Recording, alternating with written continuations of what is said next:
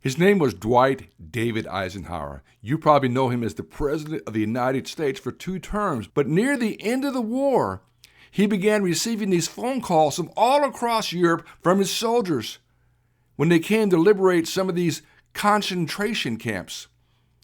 Eisenhower had heard rumors, but he never realized how bad it was. They had never realized how brutal the treatment of children, women, and men, and what they found of the prisoners. And they asked these prisoners, "What was your crime?" The answer was, "Because we are Jewish.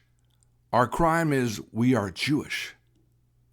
And the stories, the reports from the soldiers across Europe were so bad, Eisenhower decided he, as commanding general, would personally attend and tour these camps.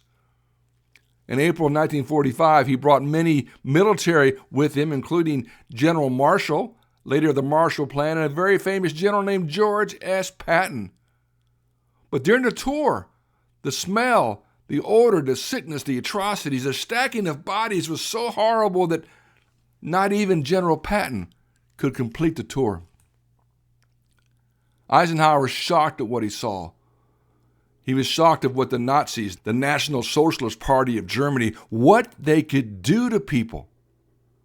But Eisenhower had this real fear that people would deny this ever happened. So he brought in the newspapers. He brought in other military soldiers. He brought in elected officials who were in Europe to come and be eyewitnesses. They saw human beings who were alive, who looked like walking skeletons.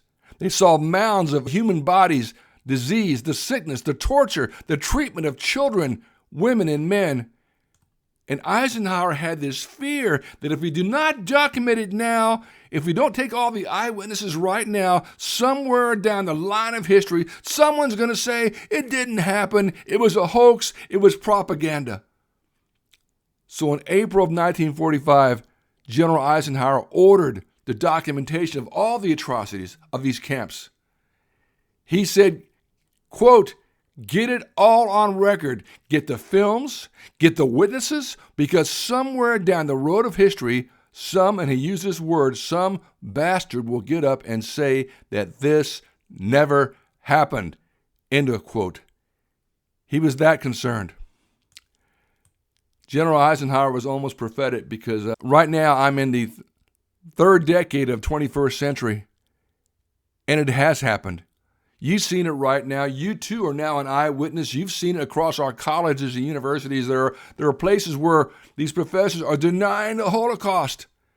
And just as Eisenhower feared, they're saying it was a hoax, it was propaganda, it never happened, denying the murder of 6 million children, women, and men.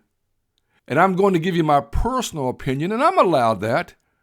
But I've researched that every year there are billions of dollars from countries outside the United States that come in and they help fund our colleges and university. Specifically, they're called endowed chairs.